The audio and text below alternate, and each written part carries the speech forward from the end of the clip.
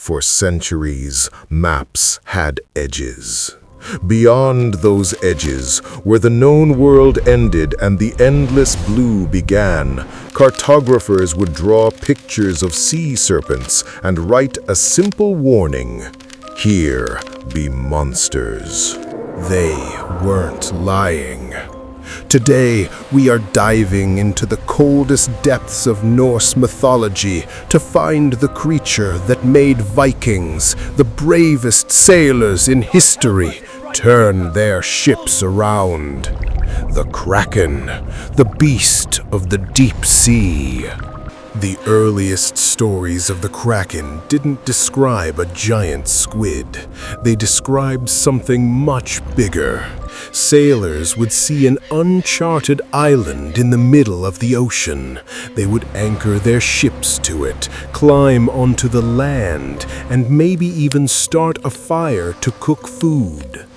But the heat of the fire would wake the island up.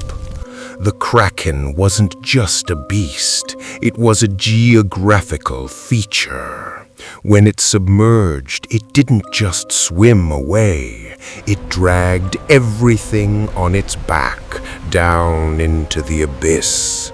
The 13th century Icelandic sagas, the Orvar Odd, already speaks of two massive monsters: the Lyngbakr, heatherback, a whale-like island, and the Hafgufa, sea mist.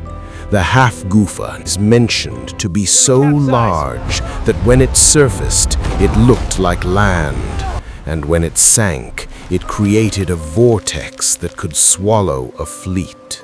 This wasn't just folklore, it was almost science.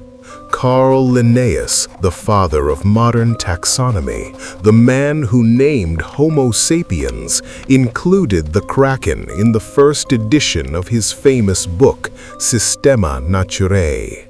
He classified it as Microcosmus marinus, a separate species of animal.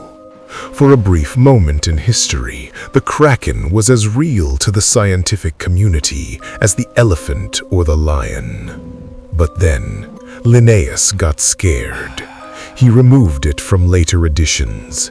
He erased the monster to save his reputation. So, how did we get from living island to giant squid? You can thank the French. In the early 1800s, a naturalist named Pierre Denis de Montfort found a piece of a giant tentacle in a whale's mouth. He proposed the existence of the Kraken octopus. He claimed it had attacked a French ship off the coast of Angola. He painted dramatic pictures of the beast wrapping around masts. This is the image that stuck. This is the monster that inspired Jules Verne and 20,000 Leagues Under the Sea. As time went on, the legend evolved. It became the multi-armed Leviathan we know today. The Kraken doesn't hunt like a shark. It doesn't need to be fast. It is inevitable.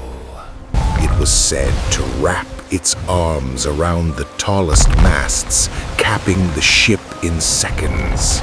But even if you managed to fight off the tentacles, the Kraken had a secondary weapon.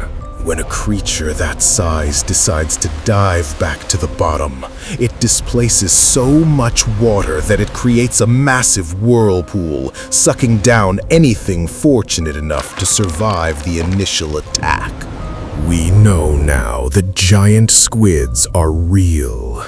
They grow to incredible sizes in the deep ocean. But the Kraken is more than just an animal. It is the manifestation of our fear of the deep. It represents the absolute unknown. We have mapped the surface of Mars better than we have mapped the floor of our own oceans. The Kraken is the king of that dark, crushing silence where humanity doesn't belong. So, the next time you are looking out at the beautiful, endless blue ocean, remember this. The ocean is deep, and old things sleep well. Don't wake them up. Thanks for watching. Like and subscribe. See you on the next one.